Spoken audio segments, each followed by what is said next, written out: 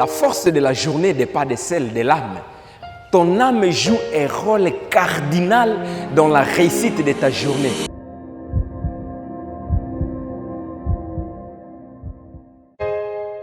Proverbe 18 et 14, il est écrit « L'esprit de l'homme le soutient dans la maladie, mais l'esprit abattu, qui le relèvera ?» Comprenons d'abord ici qu'on nous parle de la dimension de l'âme. Louis Sego dit l'esprit, Semer dit la morale et Français Coura dit la volonté. Et donc nous comprenons que ce passage parle de la dimension de l'âme de l'être humain. Parce que nous savons bien, l'être humain est formé de 3 dimensions, le corps, l'âme et l'esprit, comme l'apôtre Paul l'a écrit dans Thessaloniciens. Comprenons aussi que quand la Bible parle de la dimension spirituelle, parfois la Bible utilise ce terme pour signifier la partie immatérielle de l'homme. En l'occurrence, l'esprit et l'âme. Et donc l'âme est aussi dans la dimension spirituelle parce que l'âme est immatérielle. Dans la dimension spirituelle ou immatérielle de l'homme, nous trouvons l'esprit et l'âme. Le corps est matériel, palpable, physique. Vous voyez ça? Alors il est écrit, l'esprit de l'homme le soutient dans la maladie. L'esprit de l'homme le soutient dans la maladie. Comprenons ici la maladie dans toutes ses formes, la maladie dans toutes ses dimensions. Parce qu'il y a des malades physiques, ton corps peut être touché par une maladie, menacé par des virus, par des microbes, ton corps physique. Mais aussi, il y a des malades intellectuels. Tu peux avoir une maladie intellectuelle. Tu peux également avoir une maladie spirituelle. On peut être malade économiquement, une maladie économique, financièrement. C'est comme il a été écrit à l'église de Sardès dans Apocalypse 3, le verset 2e. Affermis le reste qui est prêt de mourir. Cela nous montre clairement que notre esprit peut également tomber malade.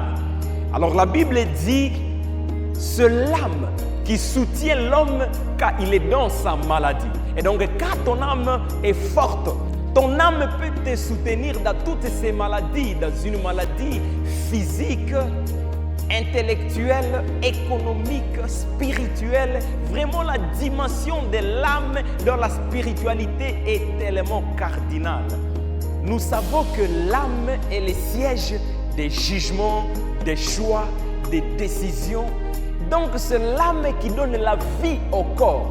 C'est l'âme qui met le corps en mouvement. Sans l'âme, le corps est statique et sans mouvement. Le corps ne peut pas fonctionner sans l'âme. Voilà pourquoi si même tu veux te réveiller et que ton âme n'a pas la volonté de te réveiller, tu ne peux pas te lever de ton lit. Se réveiller est un choix. Ton âme doit avoir la force de se mettre debout, de sortir du lit pour entrer en activité dans la journée. Se réveiller est un choix. L'âme a une place impérieuse dans l'accomplissement des tâches. L'âme est le siège de nos émotions, de nos sentiments. Et à cela, nous pouvons classer la peur, la joie, la tristesse, la colère. Vous savez, il y a de ces gens, on lui a offensé hier et il se réveille le matin avec rancune, avec cette attitude d'hier, cette attitude du choc de la journée d'hier. Il commence déjà la journée avec une âme surchargée. Avec cette âme surchargée qui ne sait pas pardonner, il ne saura pas faire face à la journée. Parce qu'il y a aussi la charge de la journée, il y a la pression de la journée. Voilà pourquoi l'âme doit être apaisée, commencer la journée avec toute sa force pour faire face à la journée, aux menaces, à la pression de la journée. C'est vraiment impérieux de comprendre cela parce que notre âme joue un rôle cardinal dans l'accomplissement de notre journée. Si tu ne sais pas pardonner à ton frère, tu te fais du mal. Quand tu pardonnes, tu te décharges. Et quand tu te décharges, tu peux maintenant faire face à la journée. Parce que ta journée a aussi sa charge. La suite est pour la semaine prochaine. Que Dieu te bénisse et que tu réussisses ta journée. Au nom de Jésus. Amen.